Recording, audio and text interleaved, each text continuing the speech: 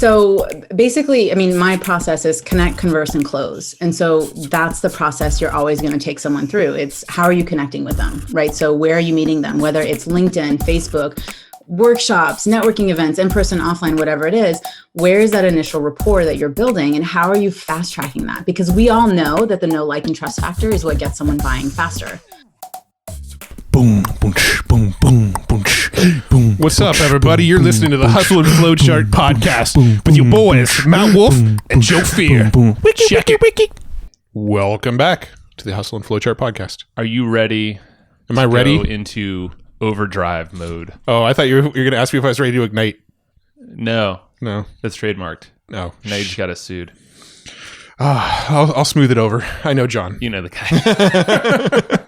Thanks for costing us more freaking money, man. Jesus. No, we're not talking to him today or igniting on this here episode, but we are going to have a shit ton of fun. We are going to have, that's what I was basically going to say, like overdrive of fun, energy. I don't know what the hell that we talk about because I really want to re-listen to this episode, to be honest. Yeah. So maybe we should just leave it open-ended on the intro and be like, you're in for a wild ride.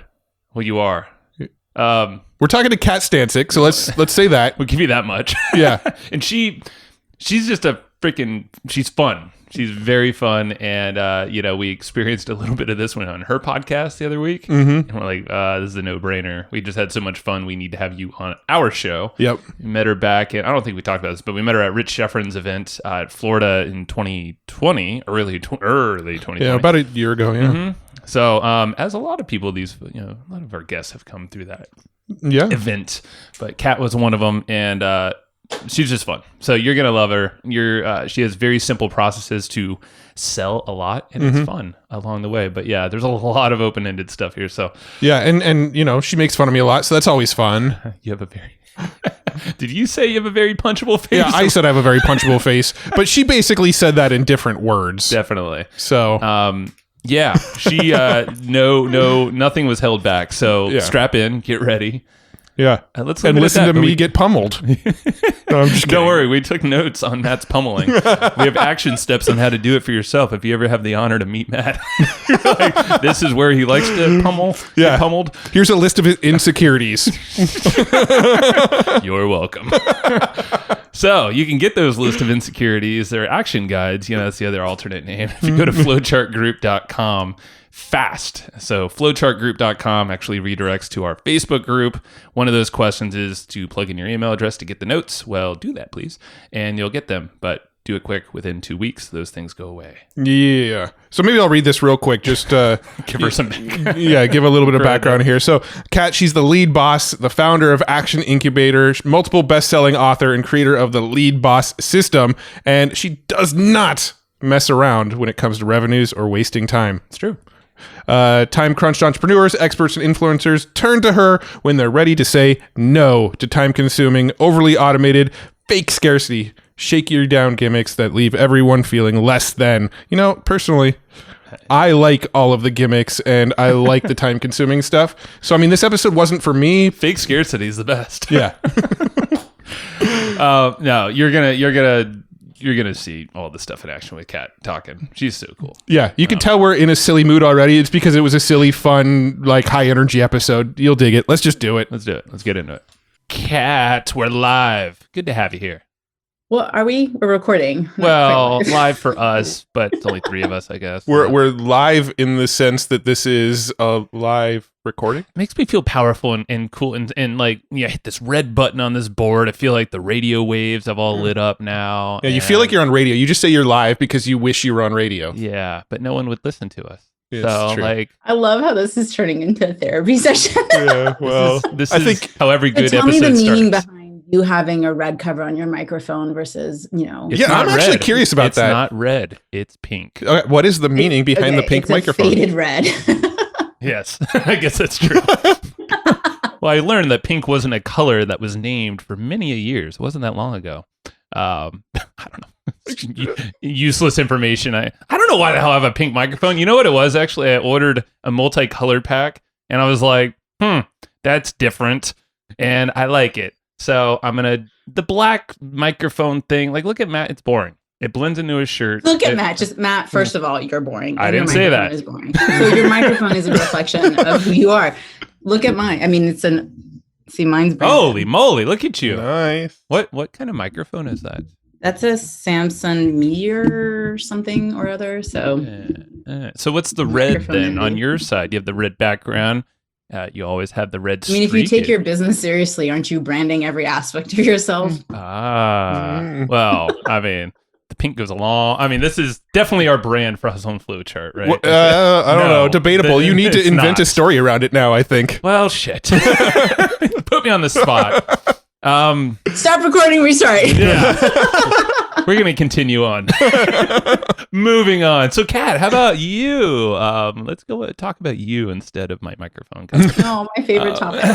Yeah. In our next episode, Perfect. our next therapy session is going to be the story of Joe's mic. You know what I'm going to do? I'm going to go to conversion.ai. We are not an affiliate, but I'm going to go there, plug in that, and it's going to spit out a whole bunch of interesting stories for me. The AI is going to do all the copywriting for me. So, you know what? Because that's always the most effective way to do copy. Well, it's not, but it's going to give me ideas at least. So maybe we'll put that in the outro of this show. So if you're listening right now and you haven't dropped by now, I swear we have a lot of value coming to If you're still here. Great. In the so banter. the worst watched episode of all time is going to be this one.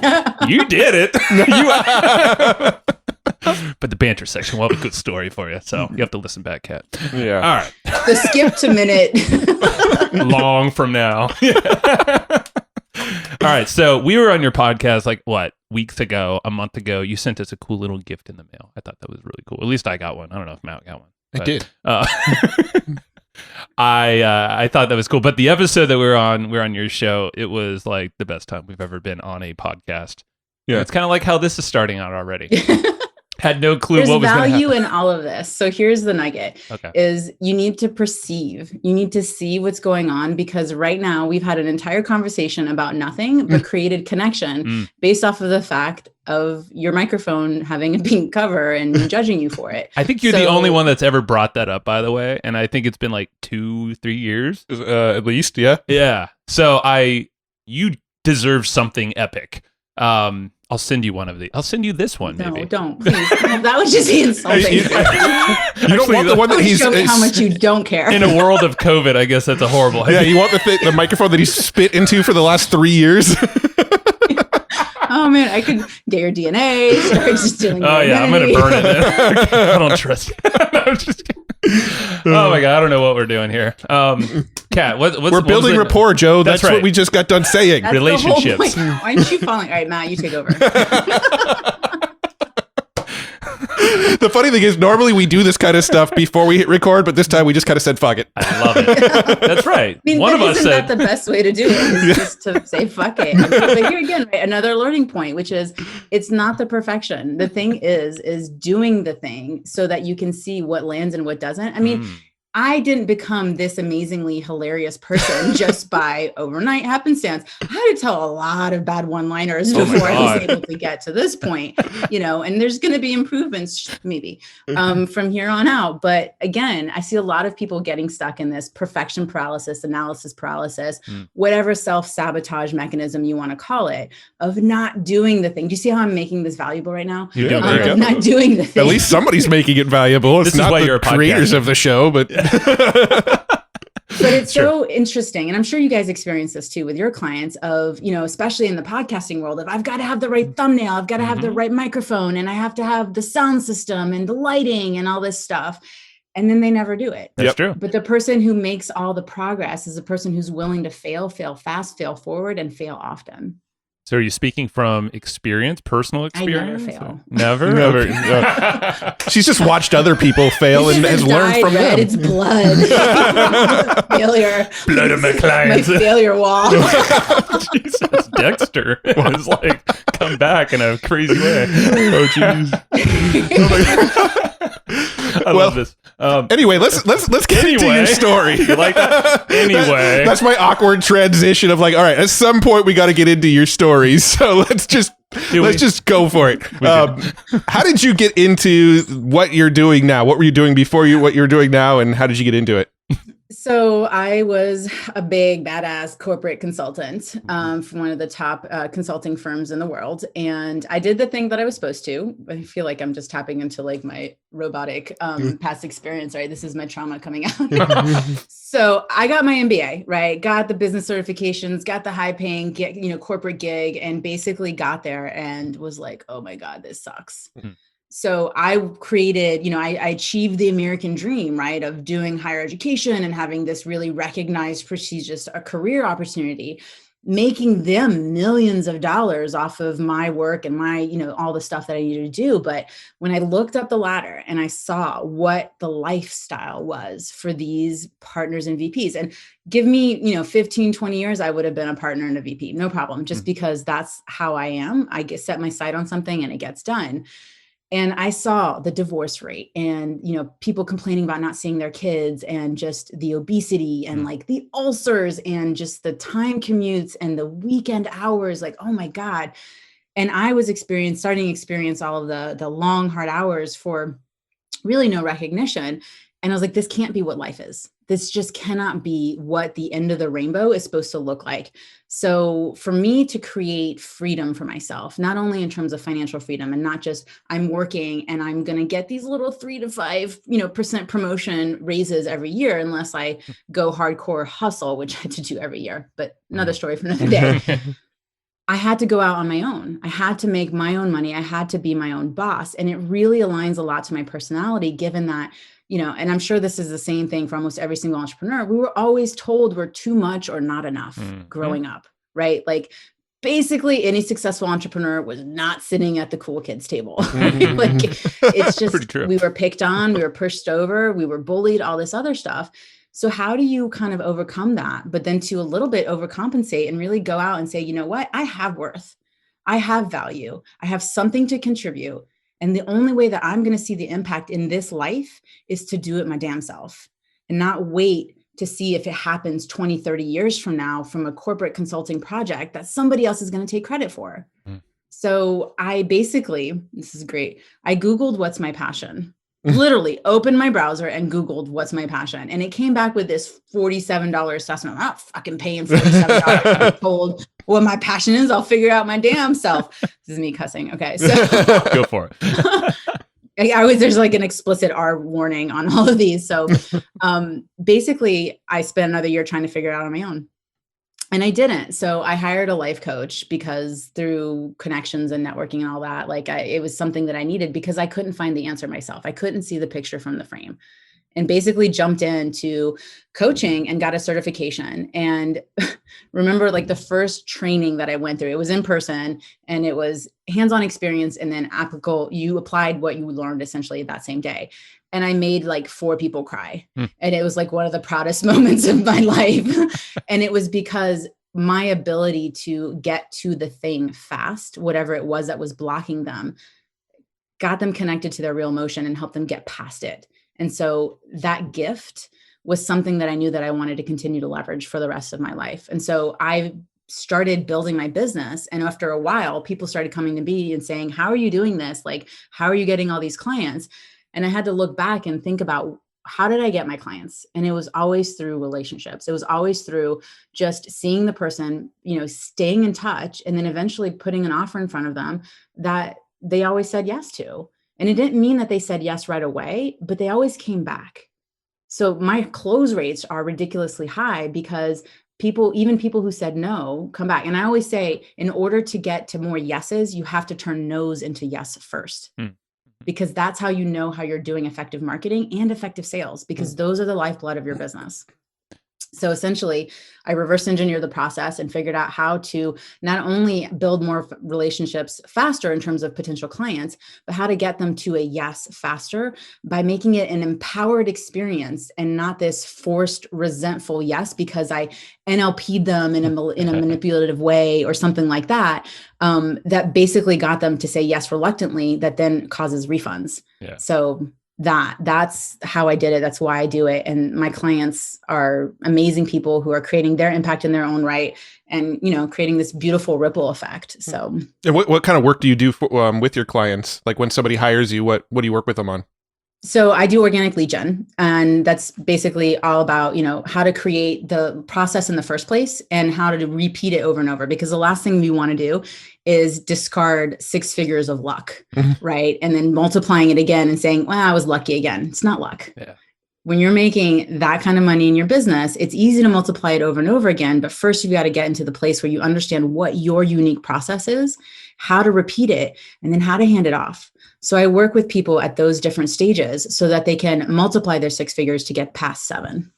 So a unique, and this is what I was thinking about. I was like, okay, so it's relationships obviously can take time, but you can obviously have processes and all that.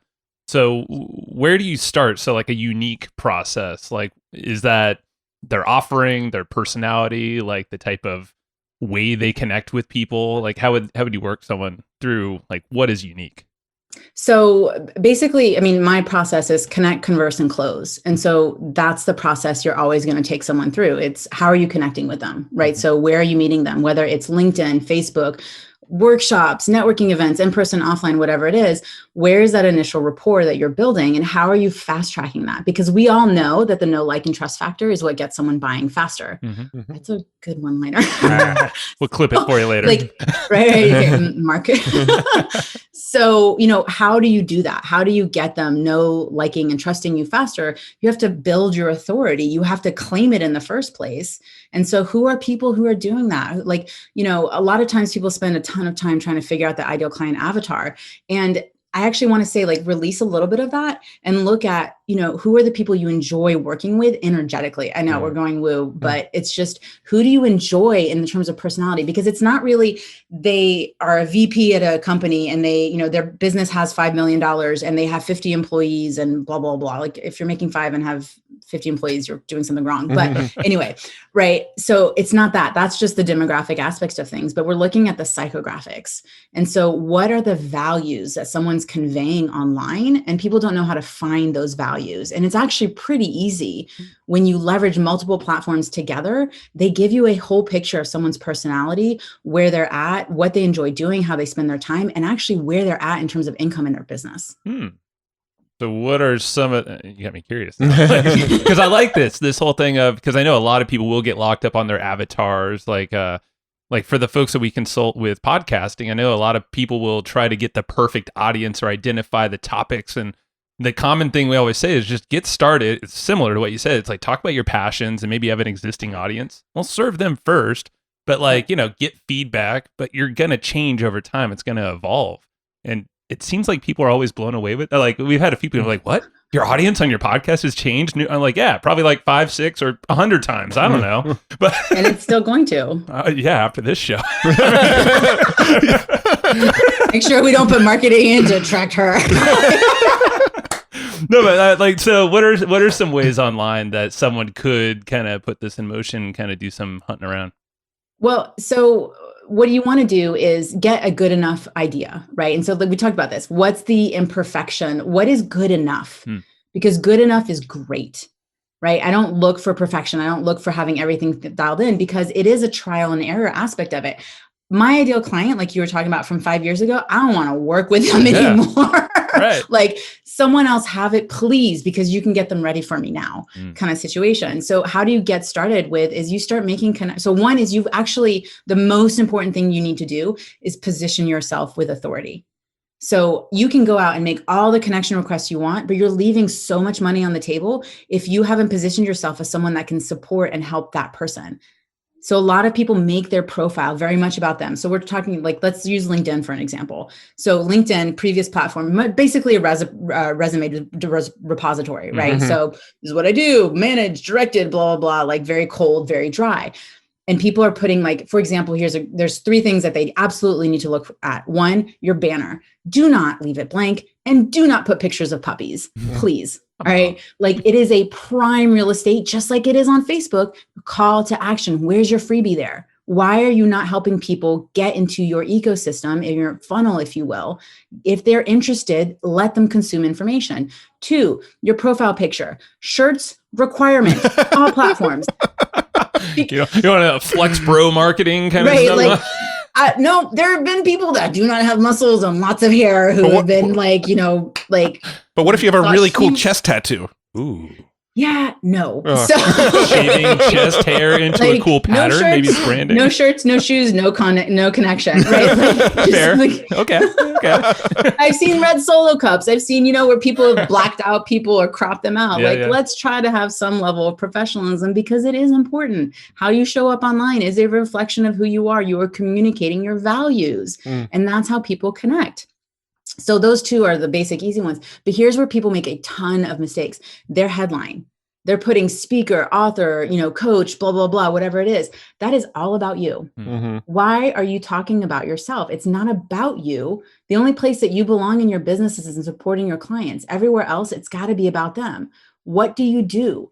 I support coaches, entrepreneurs, experts, do XYZ in a certain amount of time. Whatever that is, put it in your headline so that when someone connects with you, one of two things. They're either going to try to pitch you or they're interested in who you are and what you do. You can't avoid them. You can't avoid the pitchy Pete's. They're on LinkedIn, they're on Facebook. We all know it. Actually, LinkedIn is doing a ton of stuff right now to reduce it because it's gotten so spammy. Good. But you can't block them all. But then you've got now you're prospecting.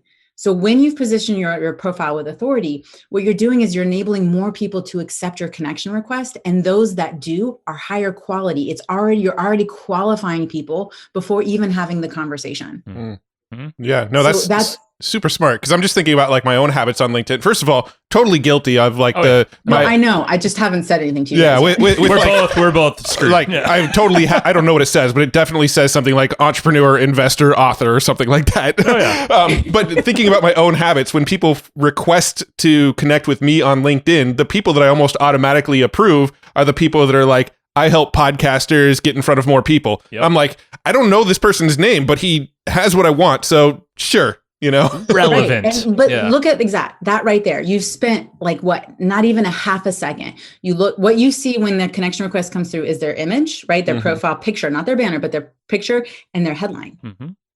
And you're going to make a snap judgment. And here's the biggest thing. I'm going to give this away. Don't put a message unless you already have a connection with that person. So we met before. My intro to you is, hey, Matt. Hey, Joe. We met at the event last year. Want to connect with you here too. Oh, right, Kat, we did meet. I'll accept the connection request. If I just didn't know you and said, hey, I'm really looking to expand my network. I really want to network. Wink, wink. I'm not prospecting on LinkedIn. No. Look, we have a lot of connections in common. Yeah. Right. Yes. You look like you have something interesting. Perhaps we can support each other. Would you like to join for a coffee chat? No, too soon, bro. Like way too soon, chick. No. So don't put a message request. Don't give someone a reason to reject you right off the bat. Let them use judgment to your advantage. Right. That's like a quote, like put it on a shirt, use judgment to your advantage so that you can enable more people to accept your connection request. And then track the people who are accepting your connection request and send a message then, but don't pitch them, right? Look at there's so much information on LinkedIn. There's so much information on someone's website, on Facebook. There's so much awesome to find. Just look for something and build a connection. What is it that you have in common? Because that's what you would do when you're in person. People come online and they forget their damn habit. They forget to be human. If we met at an event, I wouldn't come up to you, throw my business card in your face and be like, you need to be in my next group program. I would say, hey, Joe, what's up with the pink microphone? Conversation why are you starter. walking around with one? Yeah. We would build rapport first, and it can be 5 minutes and it can be 5 years. But it's so long as you're doing it consistently, the 5-minute things start happening sooner and sooner, which is how you create that predictability in your business. But if you don't take care of the long game, the short game's never going to happen. I love how some of the most profound, or at least I'm hearing this, is kind of seems like the obvious, but it falls on deaf ears a lot of times when you turn on the computer, look at a screen, and you're like, okay, quick win. All right, I have the ability to connect with a bunch of people really quickly if I click really fast or use a bot, which I'm sure LinkedIn is hopefully cracking down on a lot of that too. Sorry for those of you listening that are reliant on that, but come on, you're doing it wrong. You gotta connect. Yeah. It's amazing. And, I will always say, so there's 3 levers that you can pull in your business at any time to increase the revenues. It's the quality of people, it's the quantity of people, and it's also the conversations you have with people. So the QQC, and at any given time, even the most successful people in the world haven't pulled all the levers down at the same time. There are very few people who have. And let me tell you, they have a lot of marketing money behind their budget. So, what is it that need, and I put them like, it's always the quality over the quantity. If you're mass, connecting, people are going to feel that energetically, whether or not they can pinpoint it or not, it's going to be there. If you're sending the same message in terms of inviting them to, hey, I have this thing I think it would be perfect for you. You don't know me. How do you know that what you have is something that's going to solve my problem? How audacious do you feel, and how ridiculous that you would approach me in that way? Like, that immediately gets me turned off and refusing to either accept your connection request or continue to engage with you. And so more people are burning bridges than they actually realize, because they're trying these hacks and these shortcuts. But unless you have a consistent process to generate leads and convert them into clients, using those strategies is going to do more harm than good. And you're just putting more distance between you and your success. Yeah. Now, is there any other, I really, really like the idea of having a call to action right in your image in LinkedIn. I don't even think I have a cover photo in my LinkedIn. No, we can talk about your profile after, because there's so much. Yeah. Rip apart right now. I'd love to hear it. It's a shit show. But yeah, no, I like the idea of using the cover image and putting that call to action right in the cover image too. That's really smart. Yeah. Are there any other on Facebook too? So what I love about what I do, because I love what I do. The strategies I teach are platform independent. You use them on all of the platforms, because at the end of the day, it's about having the connection with the individual and not about being reliant on the platform. We have seen platforms get shut down overnight. Yep. We have seen people's Facebook ads get whatever that word is, because I'm not even in that world, but they've been locked out. Like, we've seen people's entire strategy be shut down in a blink of an eye, and they can't generate revenue. But it will never happen to you if you have their contact information and have a real rapport and connection with an individual. Yeah. I think one thing that I get in my own head about, and this might just be something that you would say, shut up and get over it, is when it comes to the cover images on social media, I'm always very conscious of the personal friends and family and people like that are following me going, man, he's just all in on marketing. He's going over the top. And I can't imagine on my personal Facebook profile having a call to action in the header image of my personal Facebook profile, because it's so much friends and family that follow me. And so there's that kind of competing thing going on in my head of should I be marketing on these platforms where a lot of my personal friends and family are on, or should I be doing that in other channels? I don't know, but it's something that I debate over a lot. So I'm curious about your thoughts on it. Here's what I love. It's about making the process work for you. So if that's a deal breaker, then it's a deal breaker. Right? It's not about having this forced one-trick pony process, which is the only way to be able to generate leads or close clients or whatever it is that you're wanting to do for your business. There's a way. I always talk about my connect, converse, close process is basically a buffet. So you've got connect. Here are your appetizers. Here are your choices. Pick the one that works for you. In the conversation, here are the different entrees you can choose. If you're vegetarian, great. I've got something for you. If you're, if you're all I want meat and potatoes, we've got that for you. Right? And you pick the pieces, and then the close, right? Here are the different desserts. You're gluten intolerant. Great. We've got flour less cake or whatever it is, right? There are different ways to make it work. And it's about taking the process and the framework and making it your own and standing in your strength and not making you have to step and kind of do what we had to do. Because this is all about my corporate experience of improve your weaknesses. Let your weaknesses be someone else's strength and hire them for it. Step into your strengths 100% and shine bright in that space and get the help and support you need in other places. And don't be ashamed. And I'm not saying you,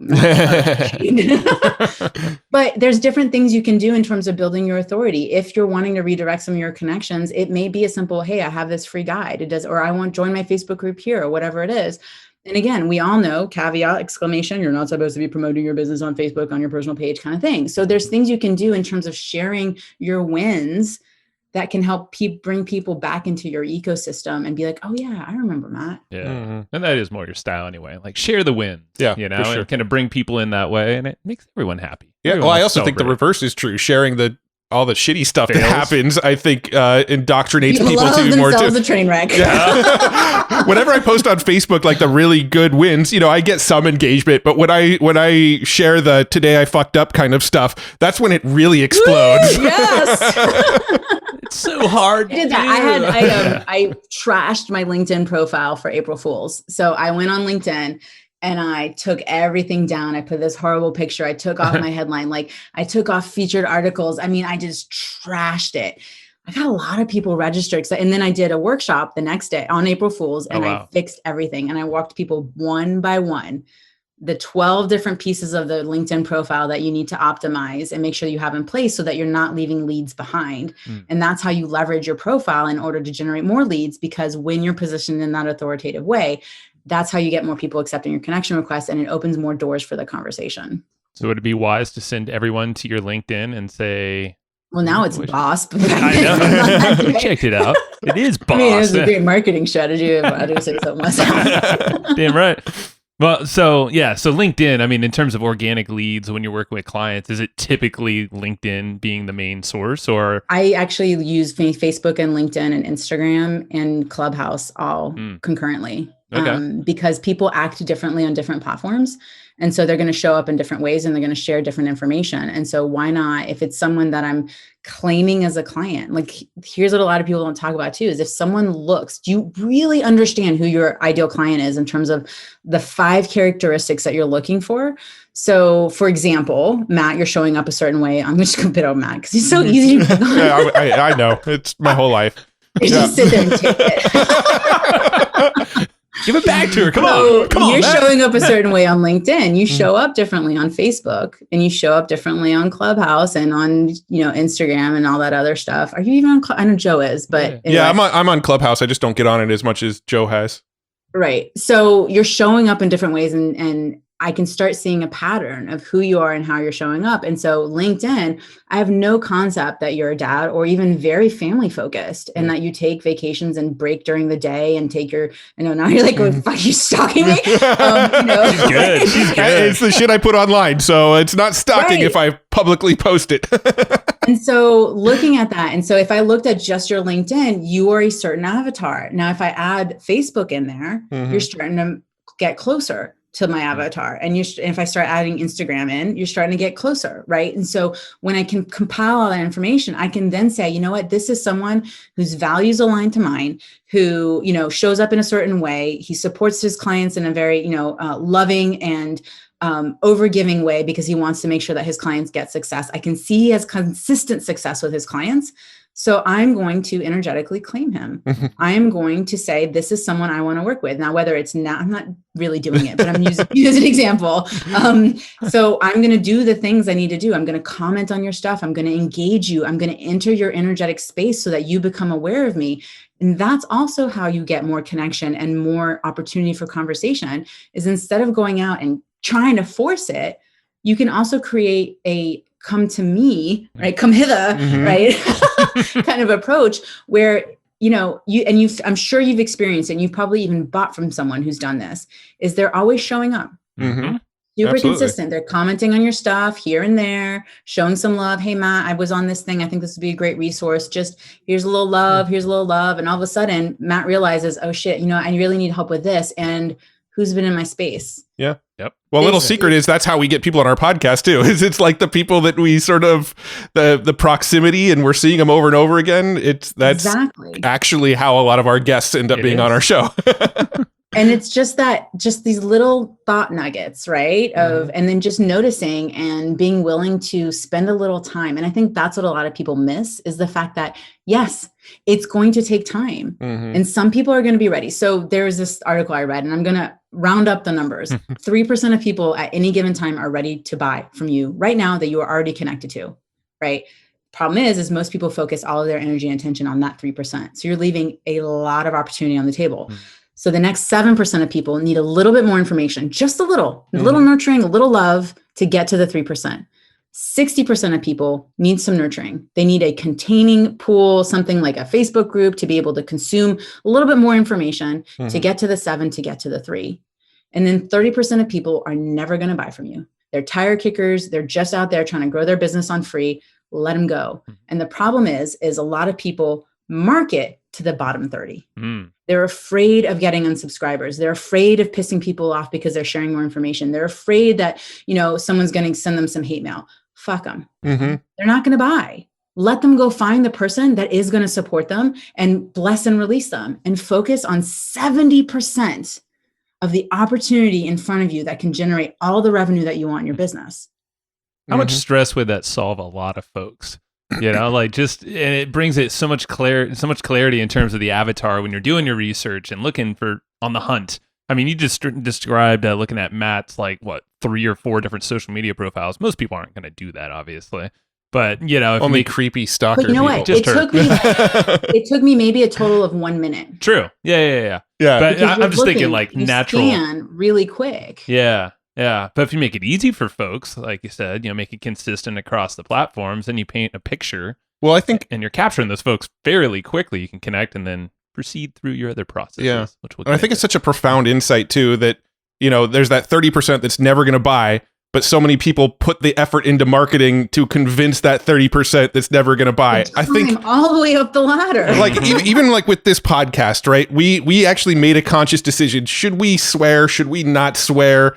And I think in the beginning, we were trying to be a little more polished. That right? lasted one episode. That lasted probably not even one episode. I think our first episode, we're probably should we swear? And Joe was probably I don't fucking care. And then that was it. There's that. But it's been something that we've been in our head about. Maybe we should stop swearing. So we should capture the super conservative Christian. Yeah, exactly. Those people. Maybe we can capture them and get them into our ecosystem. But at the end of the day, that's not who our ideal market is. Those aren't really the types of people that we want to go, and if we were at a conference, we want to go spend extra time with or anything like that. So why are we trying to make concessions for that group of people in that group, actually, some of them still stick with us because because we get feedback all the time. They could, so they're living vicariously through you. Maybe, yeah. The earbuds are in. The family doesn't have to hear. That's what I'm thinking. That's probably maybe part of it. Yeah, but it is interesting. Yeah, you obviously cater to. They will forgive you your sins because if they're truly Christian. That is true. Yes. I like it. I like it a lot. No, that was a way to spin it. Yeah, that is very true. I mean, I love it. Yeah, it puts your focus there, and the fact is, you don't have to be perfect, but just take action, like you were saying. I love that because everyone is somehow. I mean, I would assume.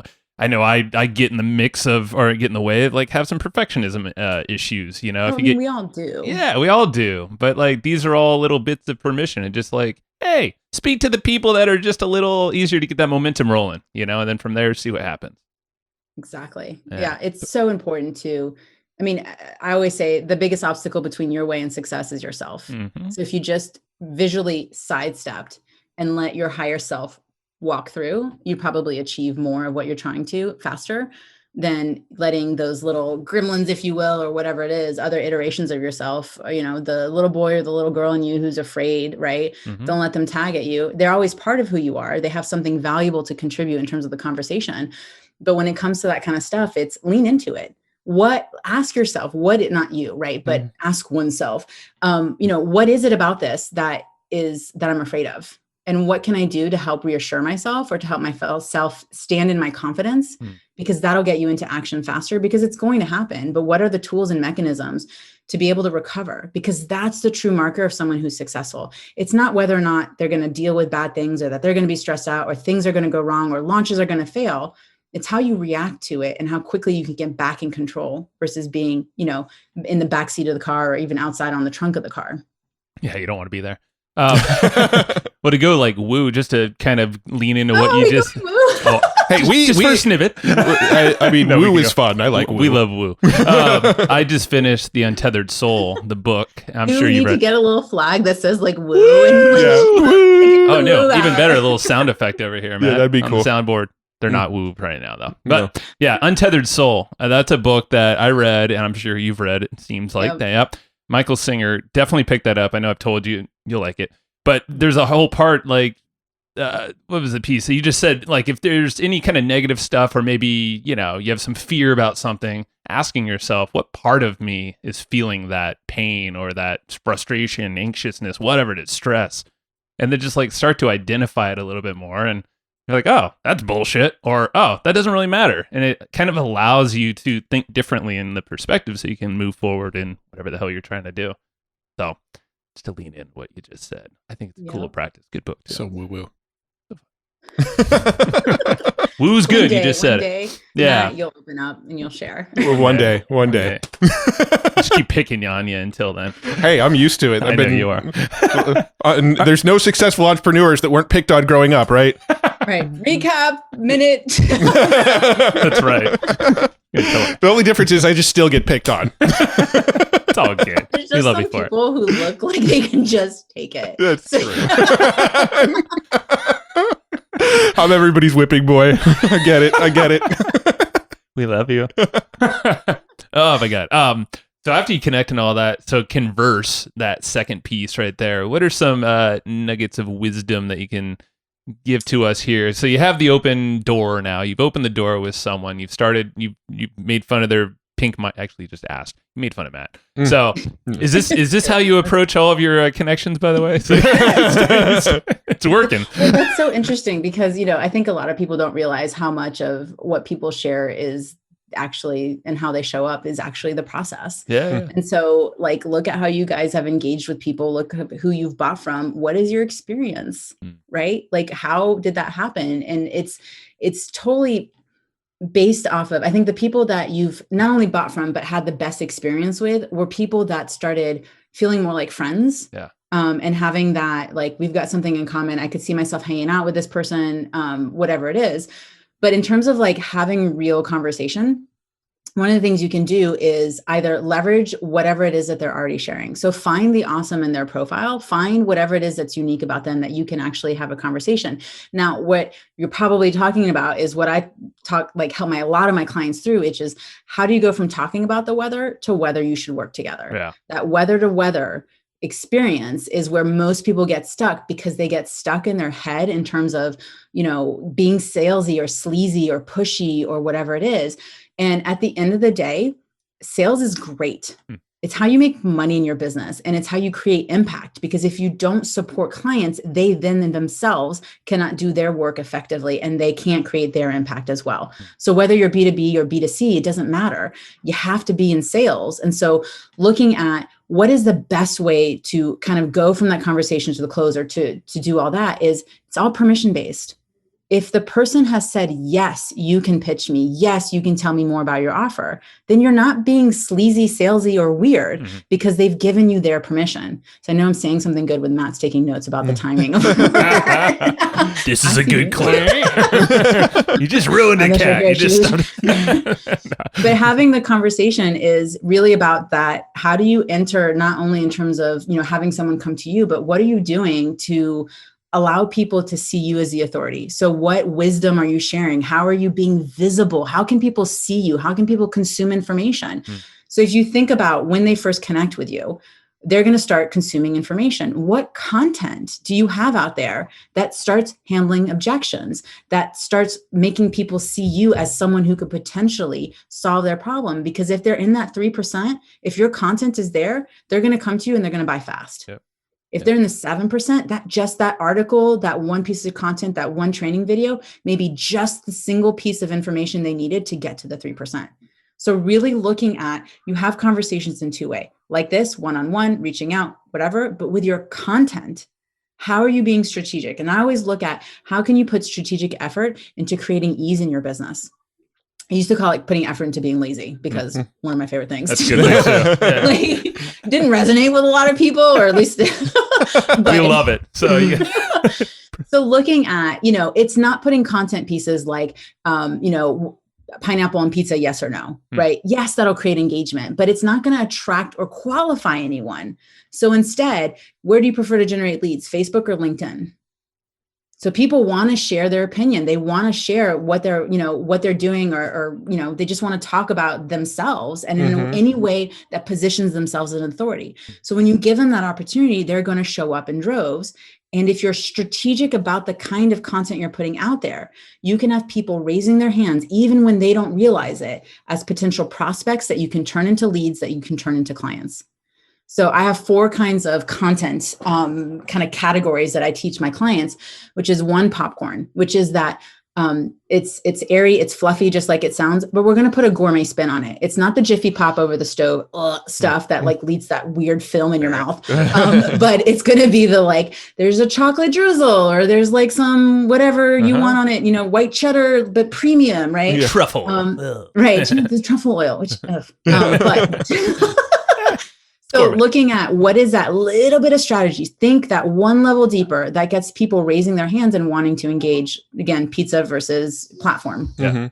It's kind of cool. That works. Pizza versus these one-liners, they come out. So that's popcorn. Then there's your positioning. So how the trainings, the how-tos, the client wins, all of those things reposition you as the authority and expert that you are. But you have to show them that there's more to learn, or give them those aha nuggets to walk away with, because the more ahas that you give someone, the more they realize, wow, if I had her or him in my life, I probably could achieve more success faster because I would be in the incubator, in the ecosystem, and being able to fast track things, right? You see how I pulled that together? So that's popcorn, positioning. And the third one is prospecting. This is, what are you putting out there as content that helps people raise their hands saying, I have this problem and I need help. So sometimes that comes across as lead magnets or freebies, something that they can opt into. But here's my little nugget. Don't send them to a link if it's an active conversation. Give it to them. Give them a direct link and continue the conversation in direct message, right? This isn't all happening in the forward facing world, because no one's going to want to raise their hands. It's like when I see someone saying, hey, what's your biggest challenge in business? Not shocked that no one's engaging. Who's going to admit openly that they have a challenge? Yeah. We are all here to pretend like everything is going just fine. We have a Especially nice on mask. social media, especially social media. Yeah. Sure. So instead it's, what are you, looking to achieve in the next 90 days? Like, let's celebrate those, let's rally around each other, but create that environment that people want to be a part of. So that's when you're doing those prospecting posts. And then the fourth one is the pitch. Yes. Every now and then, sporadically, you can put a direct, so obvious, I am selling something post. I have 2 spots left. Who wants it? And there are some times that's the exact thing that someone needed to see in order to raise their hands. So I always say you do most of your posts are going to be popcorn and positioning, because people need to see that stuff consistently and constantly to see you as the authority. Prospecting is going to be something like 20 to 30% of your posts. I'd say 20% of your posts. 15%. And 5% is going to be, pitching. So if we did it, numbers wise, it's like 40% is prospecting, 40% is positioning, 15% is prospecting, and 5% is pitching. And it kind of aligns with the whole. Yeah, that's right. Yeah, that is 100. Right. So looking at, what are those things that you're having, creating that, again, that environment. And it's why, as much as people hate Facebook groups, they're still worthwhile if you have a compelling proposition. And that's where messaging comes in. If you're just saying, hey, come here and hang out and we're going to, sit here and meditate. There's only 3 outcomes that people ever want. They either want more money, better relationships, or better health. If your marketing message isn't clearly tied to a single one of those, you're leaving money on the table. People get confused. They don't understand, because when you are looking to solve a problem, because here's the reality of it. Most of your clients come to you when they are in crisis mode.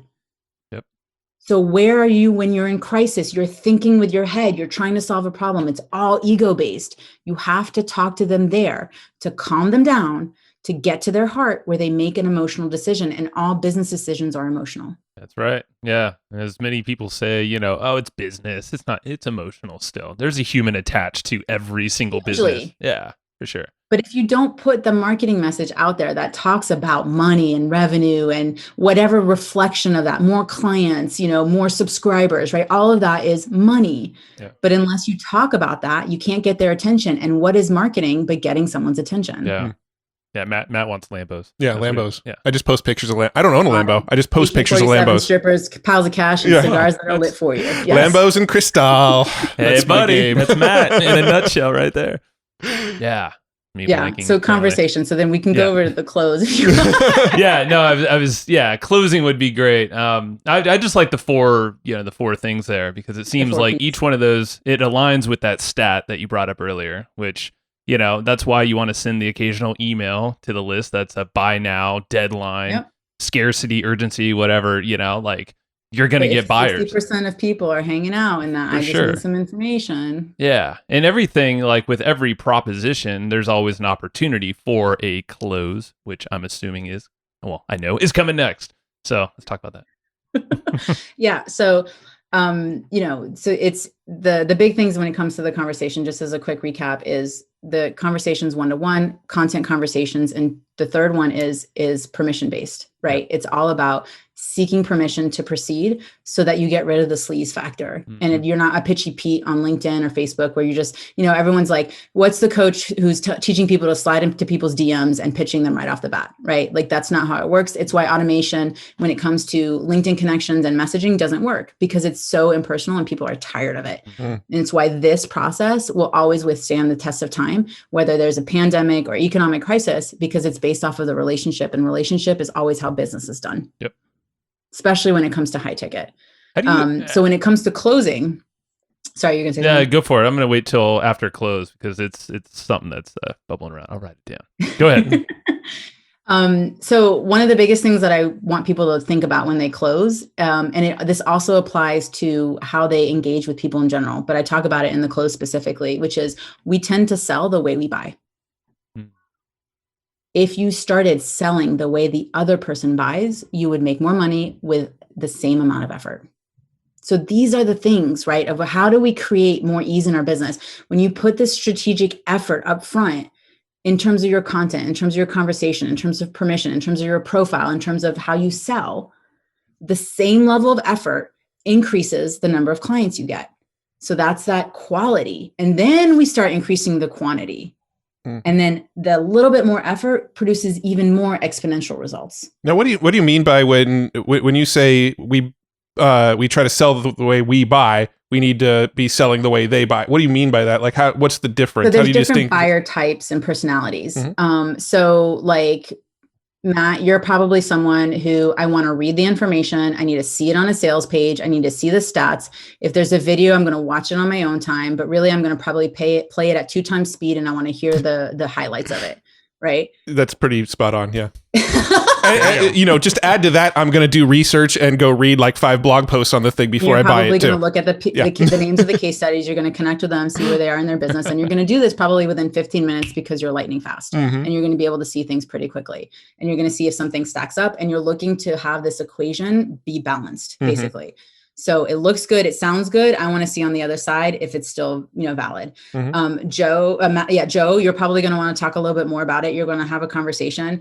You're going to want to see the stats, but you're going to have a probably pretty big gut reaction. And it's going to be, you're going to make the decision fast, and you're going to know when it's right. And you're just going to go for it. Mm-hmm. Nailed it. Okay. Yep. So if I just spat statistics and talked about the process, I would lose both of you in the sale. Yep. So there's mechanisms to prepare people to buy before the sale that manages all of the personality types, so that when someone shows up on a sale, which PS, both parties need to know that it's a sales call.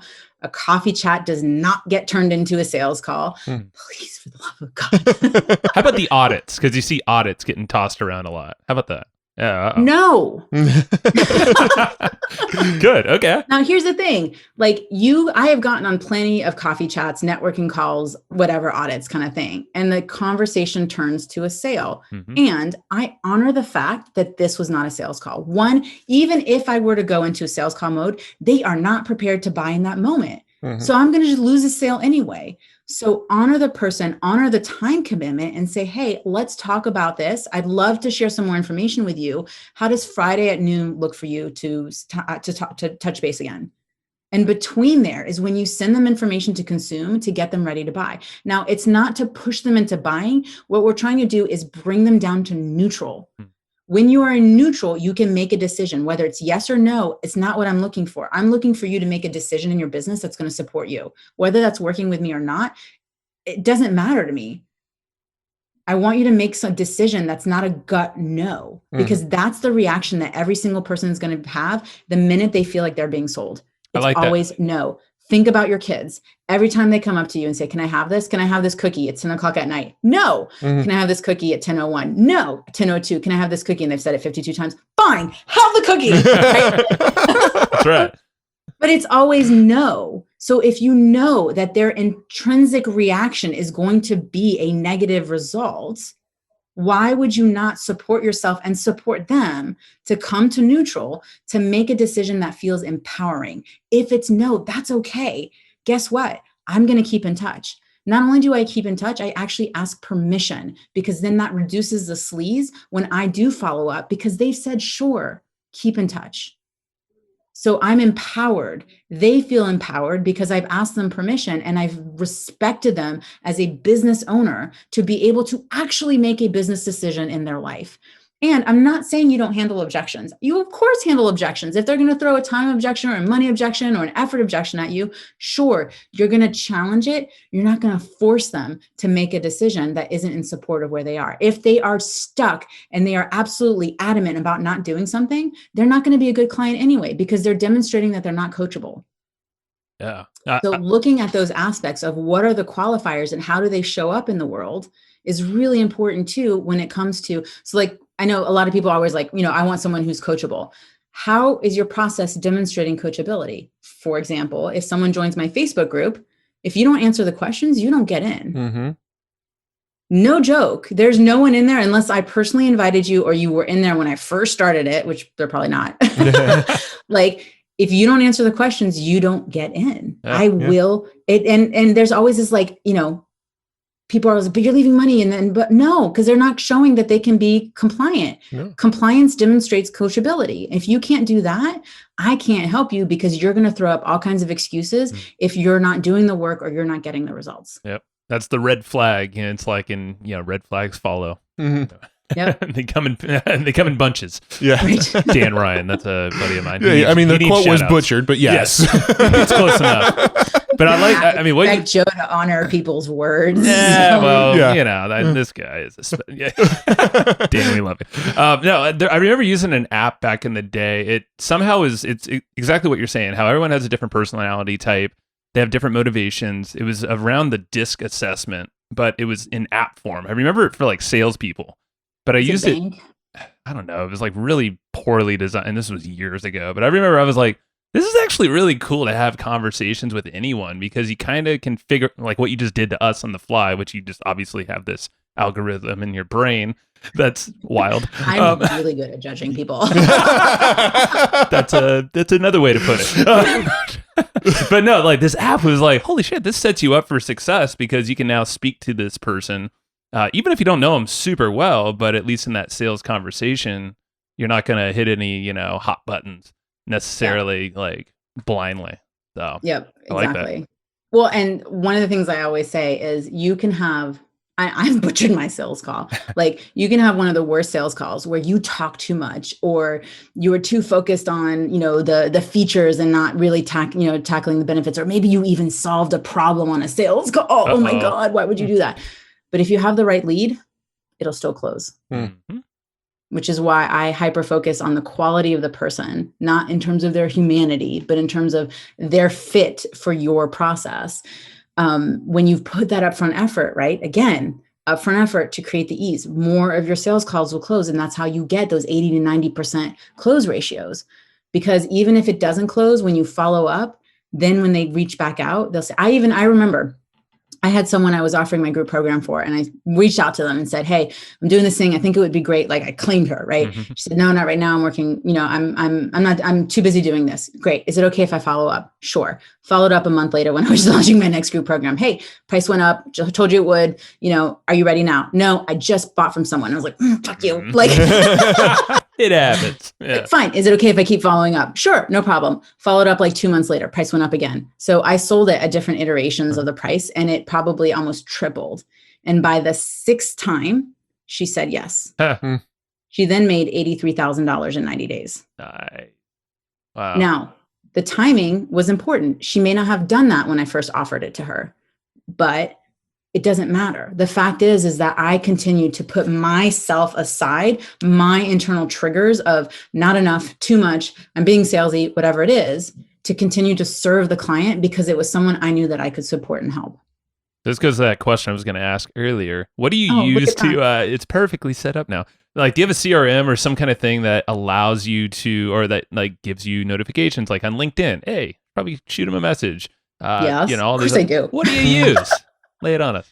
So I actually, because I have clients come with different modalities. Some people love like a CRM. Some people are all about, so I have my tracking mechanisms. I have an Excel, I have a Trello, I have an Asana, I have an app, right? And so I personally right now am using Dex, and it basically serves one purpose. It serves as a reminder. You said you wanted to follow up with this person in 2 weeks. Here's an email. Here are the people you need to follow up with today. And then here are the people. And so I have different buckets that I put people in. I have people that I'm claiming and I go to them and I make sure I'm in their space. And so here's one thing that I know a lot of people do. So when they go on Facebook, LinkedIn, they immediately go and accept all of the friend requests because it's an easy yes. It's an easy check the box. Those people are on the outer limits of your bullseye. Right? And you're starting there. So by the time you get to the people that are actually really warm, who are at the center of your bullseye, they become cold. Start at the middle. It's a trigger for people. They don't want to go and reach out to the people who they're actively trying to engage in conversation because whatever it is, they're not feeling it. They're too much and not enough. They don't want to sell. They're self-sabotaging. Lean into it. Lean into the resistance because beyond the resistance is where the revenue is. So looking at who's in the bullseye and focus on them first, and then move to the outer rings and bring those people in to the center of your bullseye. That makes a lot of sense. Now, did you say it was Dex, like DEX or DEX? Yeah, DEX. it's an app. It's like $10 a month. Hashtag need to send you my affiliate link. Do it. Send it out. But it's one of those things, and it's actually something I'm thinking about including as part of my program of just like having this 90-day access to this thing to see if it works for you. But one of the other things that's really unique about my process, and I actually have an app that's in development, is a lot of people come and they say, I don't know what to do. Have you heard your clients say that? No. I don't know what to do. Yeah. Like, what do I do? Are you fucking kidding me? I have a whole process lined out. I tell you what to do and you're coming to me and telling me not to do. So what I do as part of one of my main group program offers is actually work people through what are all the activities that you can do in Connect. What are the activities you can do in Converse and what are the activities you can do in Close? Oh, that's cool. And each of those activities has a point system. So it has a point number. And you are supposed to target 100 points per week, which seems like a lot, but I'm telling you, when you're wanting to make 100K in 90 days, that's what you're targeting. So when you do those things consistently, now here's a really cool piece of the app. One, you can look at the other players in the game. You can see what they're focusing on. So if Matt's like crushing it and Joe's like, what the hell is he doing? You can go look and see where he's spending his time and how he's spending, what effort he's putting into what. The other thing it does is it starts building the data. I can start seeing, what are you avoiding, Matt? Wow. You're all over your content, but I don't see you closing or pitching anyone and pitching in the positive way, right? So it starts telling me all of this information, or, hey, you were really doing really well in week 4 and 5, and we're in week 7 and you've kind of lulled. What were you doing those weeks or the weeks before that enabled that big win to happen that you're maybe not doing now? When you have the data, this process becomes, a lot of times people feel like it's a black box. Yeah. I connect with people and then a client comes out. No, there's all these pieces that go into it. And when you're empowered with the knowledge of what those pieces are and how to move someone through, then you can own the fact that you're not getting the results if you're not, because you're not doing this one piece of the process. You broke the process. When you have all the pieces in place, then it's a flow. Yeah. And you just have to show up and do your part and learn how to be able to receive in a bigger way. I love that. Clarity, especially in your app. Yeah, if you have everything spelled out for you, it's like just check the box. Get little reminders. Yeah. Well, my face is in the middle of it. Actually, if you hit my face, you get like a motivational message or a hot tip for the day to be able to do. So nice. I would love to see this app whenever it's live. Let us know. The 75 hard, I'm sure you guys have heard of that. Yeah. Right. So it's actually that for lead generation and revenue growth. Okay. Yeah. It tells you exactly what to do every single day. It gives you a summary, and you have a target that you're supposed to, to hit. Yeah. So I have to stop drinking alcohol in order to get the leads, right? No, you may need to do it more. Good. This is a good episode. Yeah. I just like picking on Matt. Well, I feel like that happens in most episodes. Let us attack you. Just kidding. As long as everybody's entertained, I'm fine. I mean, if it makes you feel better, just turn around and pull your leg. Yeah, I'm out of here. Peace. Joe show now. I've been waiting 5 years for this. Gray over the process. No. So meanwhile, Matt's like fine, like, or are you just fermenting it? No, if you were in the same room, you would see my grays. But if you saw what I saw, right? Now. Yeah, luckily my grays don't show up on camera as much as Joe's do. I'm an old man. What can I say? Yeah. Obviously. He's also 2 years younger than me, so. Jeez, don't tell everybody. We're off the rails again. It happens. We knew this would happen. The best place to be is off-roading. Yeah, and this is the first time I looked at the clock and we're way over the hour. So, this is a good show. No, legit. Like, this is really cool. I love the process. It's very simple, and simple is great. And the fact that you can back it up with, well, your new app. Do you have is that going to be just for your clients, or is that like public? Yeah. So there will be an opportunity for people to get it on a monthly basis, like a recurring, subscription kind of model where people will be able to have that and access it. And so there's also like my Lead Boss system, which is the do-it-yourself version of all of that. But, at the end of the day, people just want cats. So. It's true. Well, let us know when that's live for sure. But what else, if someone wants to jump in, connect with you, see what you got going on, where's the best place? Yeah. So I think that, it's always nice to see the proof in the pudding before you actually do anything. So I have a little freebie, and by little, it's not little. So basically what I do is I provide you exactly how to break out your lead gen hour a day, because that's what you should be committing to. A minimum is an hour a day. To be able to create this consistent pipeline and fill it. So I break out exactly what to focus on for that hour. The next thing I give you as part of it is actually social media swipe that you can copy and paste to help your current connections pop their hands up to say they're ready to work with you. Nice. And then the third piece is I actually give you my personal close script that I leverage with my clients and have anywhere between, including them, 80 to 90% close ratio. So it's the process to be able to have that connected sales conversation that really helps lead more people to a empowered Hells Yes. Hells so yes. All of that's included. I'm going to give you the URL. So I'm just going to tell you about it and just go fucking find it. I'm like, I want it. I want it back. What is it? Yeah. What's the URL? actionincubator.com/jumpstart. actionincubator.com/jumpstart. I like it. Damn. This is good. Kat. Oh, you know what? There's a short link, fullybooked.co. It's shorter. Wait, fullybooked.co? CEO. Oh, CEO. Like okay. Oh, you got .CEO? What? That's cool. I know, right? Like you could get a whole bunch of like short links like that and just do .CEO. That's super smart. Lead Boss. Yeah, no, this is good. I don't know why I was saying that. I don't know. My brain goes into a whole different mode, I think, when we're chatting. Like that maybe we should link the podcast episode. Is it live yet? The one that we did with you? It's going live shortly. I can push it live. No. Well, by the time this goes live, that will probably it will be live. We got to connect that and just you'll see more fun. Our brains turn differently. You want to see Matt and Joe being completely raked over the coals. If you want to hear me getting picked on more, it's Joe was included more in that one, so you were a little less targeted. Yeah, we were both equally picked on, I guess. What's the name of the podcast again? Is it Lead Boss? No, it's Revenue Accelerator. Revenue Accelerator. I don't know. A Revenue Accelerator. Fun show. Go listen to it. But yeah, we'll link that episode once it's live also in the show. Awesome. Yeah. Sweet. We good? I think we're good. We good? Yeah, awkward ending. Yes. Yeah, no, I know. That's what we do. We try to end it awkwardly. So I'm just trying to get more awkward by the second here. Bye. See you, bye. We are back. We are back. How did you like that outro? The outro was amazing. Yeah.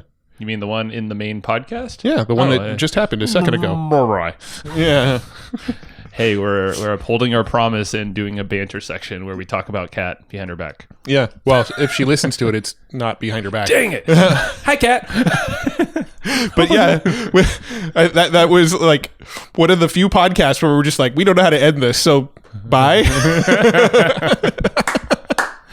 I had a good time. Seriously, it was like when we were on her podcast, had an amazing time there. And I think you and I walked away even like Jesus Christ, that was fun. Like that was finally a good time on someone else's show, you know? Like, Yeah. I don't know. Got to give you props, Kat. Yeah, we had a very, very good time. There was one thing you said that you were going to do with the conversion.ai, but I don't remember what you said you were going to do. What was it in context? What was the context of it? She asked me if I had a good story or I should come up with a good story around my pink microphone cover. That's what it was. And so you did use conversion AI to get you a story about why you have a pink mic, right? I did. Okay. What's the story? I've read one of them, but I have not read the other two. So let me just say this really fast. Conversion.ai is pretty dang sweet. We really should be affiliates of it. Yeah. They're not even sponsoring us or anything. No. It's just a cool, fun tool. So what I did is I used their creative story writer, and it says write delicious creative stories to engage your readers. Well, hopefully this does the trick. Here's the plot line I wrote. Does it have anything to do with hamburgers? Maybe. Yours does. No, all I wrote, very generic. I just wanted to see what AI would do. I said, Joe Fier has a pink microphone cover that he uses while podcasting. Kat asked what the story is about it. So I'm using AI to write myself a story. Write me a story. And I used the tone of witty, and it generated a few stories for me. First one, I'll just start with the one that I actually did read, is and it's really short. Why do you have a pink microphone cover? Asked Kat. Or asked Joe. It was weirdly... Kat asked that question. And then I said, I thought I'd be more in touch with my feminine side, and it seems to be working. My ratings are up. Not bad. I mean, thank you, AI. That's not really a story, though. That's more of a here's a result. This has more of a story. Okay. These others too. All right. Joe Fier was walking down the street to his podcasting gig when he saw a cat coming up to him with a glint in her eye. A glint? I like it already. He could tell she wanted something from him and braced himself for whatever it might be. Oh, God, this is going in a weird direction, Joe. I don't know where this is going to go. This is literally the first time reading this. What's the story behind the pink microphone cover? Asked Kat, nodding to Joe's hand as he clutched it tightly against his chest. Not wanting to talk too much about his private life on an open street. Joe smiled politely before continuing on his way without saying anything else. But Kat followed closely, not letting go of her questions until she got what she wanted. The whole story! Based on what I heard from Kat, this doesn't sound too far out of the realm of possibility. Kat, you didn't think that AI can write good copy? Bullshit! It's a good starting point. All right. Next story, this is the last one. Joe Fier loved podcasting, but he felt as if something was missing. He would always put on his microphone and shout into it to record the sound of him talking, so when people listened to the podcast, they wouldn't hear a recording of an empty room. This is too close to home in real life. But then Kat said, what's the pink thing? What's with the pink thing? And Joe thought maybe this is what was missing all along. Yeah. The story maybe now she wasn't referring to the mic. Maybe not. It says in the last sentence, the story now has no end because I'm not good at stories. What? The AI wrote that. I'm what? Come on, you're leaving me hanging here. All right. Well, I think not bad though. Those weren't bad. That was conversion.ai. Maybe that could be like a new segment of like, we read automated content to you.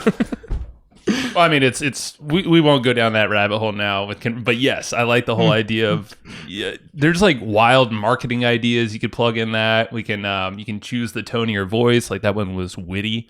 Can we have conversion.ai write us like an entire therapy session episode where you and I just like tell a story from conversion.ai? Probably. I mean, we signed up for the unlimited generated content. Yeah, thing, that would so be yes. that would actually be like an awesome but super lazy person's podcast. Yes. Is let conversion.ai generate content for you, and you just read the content that it generates, and that's your podcast. And people would fucking listen to that. Well, you mentioned the hamburger thing. We probably won't bring it up No. here because it's pretty dirty. But if you wanted a pretty you can go R-rated, you can go G-rated, you can go probably X-rated with I this wasn't thing. trying to go X-rated with my question that I asked. It just gave me an X-rated response. It did, So. yeah. No, that's what I'm saying. Like, you kind of never know what you're going to get. But it's really cool. An X-rated response that had to do with a hamburger, and I'll just leave it there. Yeah. We might have saved it in our archives just for future giggles. Yeah. It's pretty funny. But yeah, it'll make more appearances on the podcast, I'm sure, in some form. Yeah. And for a therapy session, it's up to you listener, not you, Matt, to decide, was that AI or was that Matt and Joe? Yeah. Oh, you know what we should do? Play a game where I write a real story and I let AI write a story. I read them both to you and you tell me which one's which. I like it. We should do that. We should both do that. That would be fun. Let's do it. Yeah. That could be a podcast or a live stream or both. I like it for a live stream. Like Yeah. today we're playing real or AI. Who wants to join us? And then like you and I just read different stories back and forth and figure out which ones are AI. And we just live stream it. And cool. Now we got to make lazy man's content. Seriously.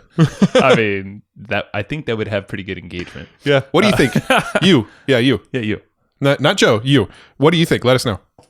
I was pointing at the same you. Yeah. Well, yeah, we're both pointing at the same person. Yeah. You. Yeah. All right, cool. Let us know. Please. Thank you.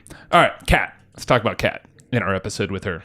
Yeah. Matthew, you were picked on quite a bit. I do you was. feel? How do you feel? I feel like that's just how people treat me these days. They're like, meh, Matt's got a true. punchable face. I mean, well. metaphorically, he's got a punchable face. So let's just punch him metaphorically. You're just too scared to punch you right now because of COVID. But,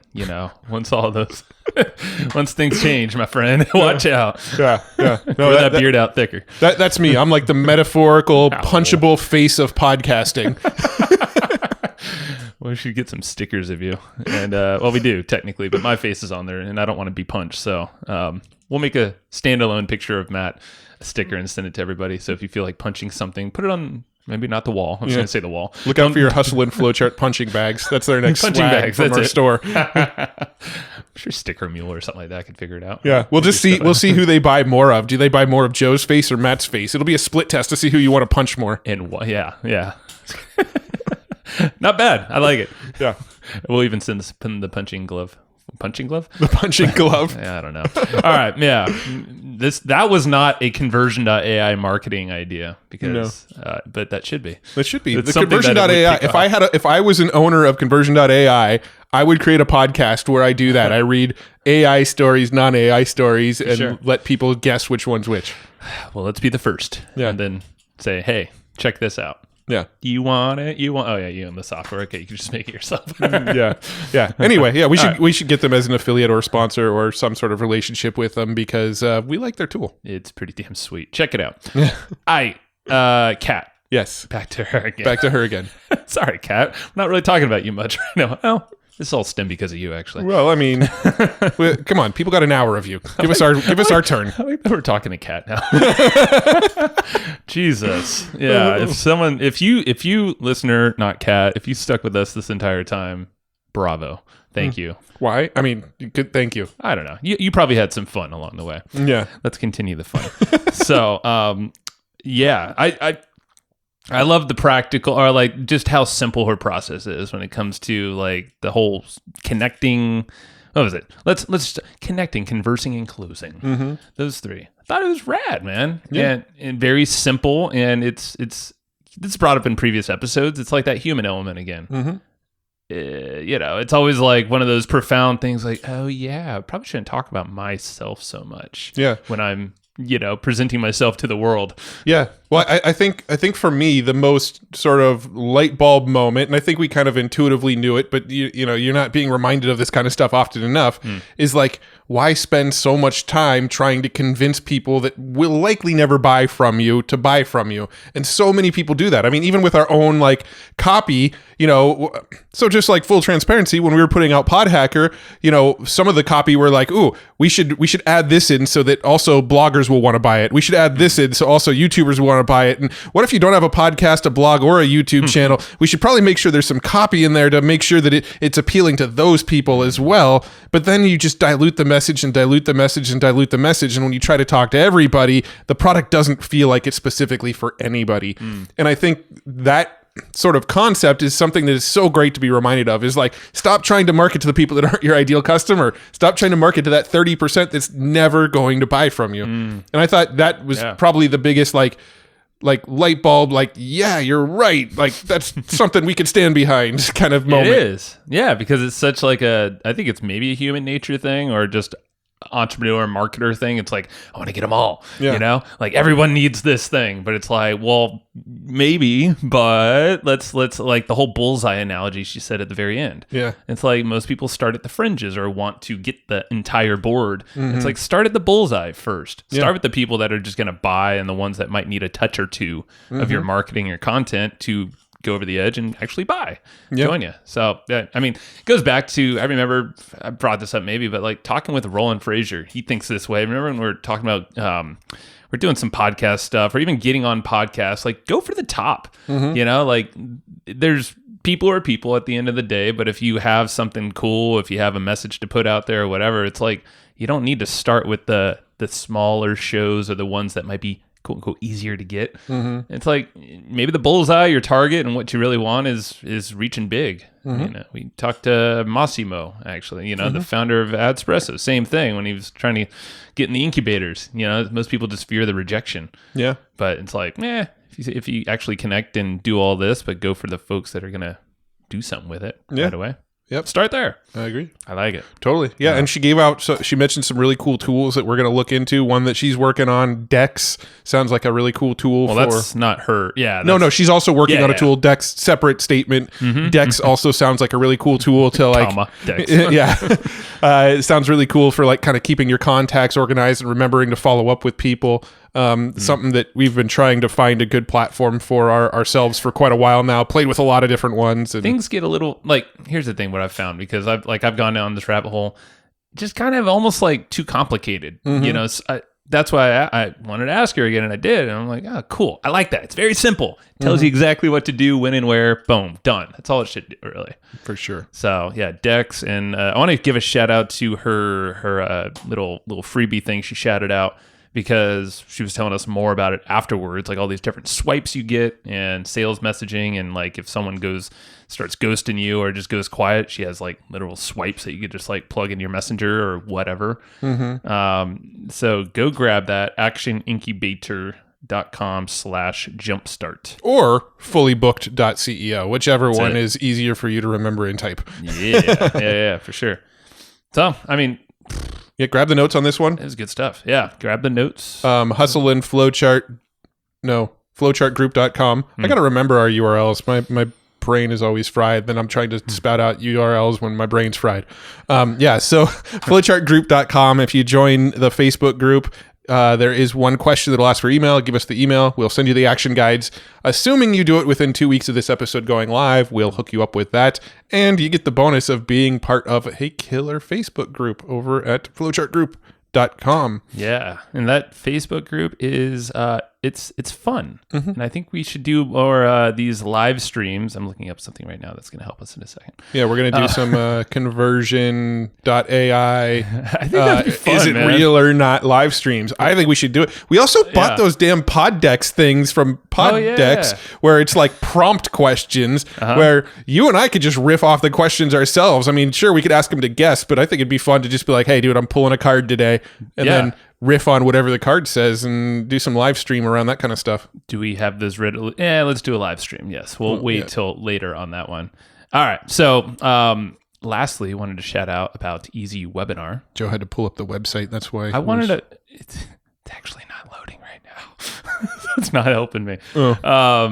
All right, so we're just going to riff off the cuff here. Should be loading. What the heck? Yeah. It will load for you. So Easy Webinar. We've talked about it before, but if, anything regarding webinars, they got yourself covered. every type of webinar, all the analytics and all that tech stuff. Everything's basically housed under one roof. With Easy Webinar, works in many of industries. Yep, you could do the lives, the automateds, the hybrids, all of those types of webinars. You can do it all in one place. I think the thing I like about Easy Webinar the most is that most of the other webinar platforms kind of specialize in one. You can either do live webinars, or you can do automated webinars, or you can do like this hybrid kind of webinar thing. Easy Webinar's got you covered on all the fronts. So no matter what kind of webinar you want to play with, you got one tool, does them all. easywebinar.com/hustle. If you go to that specific link, they're hooking up Hustle and Flowchart listeners. You can even upload a presentation, it looks like, so you have like all that stuff right there in line. 'Cause that gets pretty annoying, actually, I will say. What? When you're trying to get your Zoom to sync up with your webinar slides, you might not want to show something, or you might it kind of has a lot of cool features, and that was actually something I did not know. Yeah, there's a lot of cool stuff here. Yeah, all right, so check it out. They're hooking you up. Joe runs into issues where he tries to share his screen, and then there's just like pictures of naked guys on his computer, and you're like, whoa, dude, just share the slides. Just the slides. Yeah. Just the slides. Just share the slides. Nothing more. I'm really getting sick of getting on live streams where Joe can't stop sharing the naked pictures. Happens all the time. Every webinar I ever do. You want to prevent it? easywebinar.com/hustle. Well, go there. You'll get hooked up. That's the discount that I used when I solved that problem of mine. Yes. This is. I'm glad you solved the problem. Thank you, Matt, for telling the world. All right. Share this episode around. Yeah. If someone needs some help in your life that you think that, you just want to close more sales, and they just, the whole connecting thing is not working so hot, use Kat's method. Come on. You know somebody. You know somebody that's like, Everyone. They need to hear this. Yeah. Share with them. Tell that person. Cool. Otherwise, karma's going to be a bitch later. Hey, now. It's going to bite you when you least expect it. So make sure you share it. Do the right thing. Thank you very much. We'll see you on the next episode. Thanks, everybody, for listening to this episode of the Hustle and Flowchart podcast. Before taking the time to listen, we want to give you something a little bit special. Every single episode that we do, we actually have somebody on our team take notes. We basically have a Cliff's Notes version of every episode where you can go and find all of the tips and tactics that they laid out, all of the resources that they laid out, all the good stuff from this episode. We actually have a nice simple notes version that you can find on our website. So go to evergreenprofits.com, find this episode that you just listened to, and give us your email address, and we'll send you the notes. Thanks for listening. Go get it. Wiki.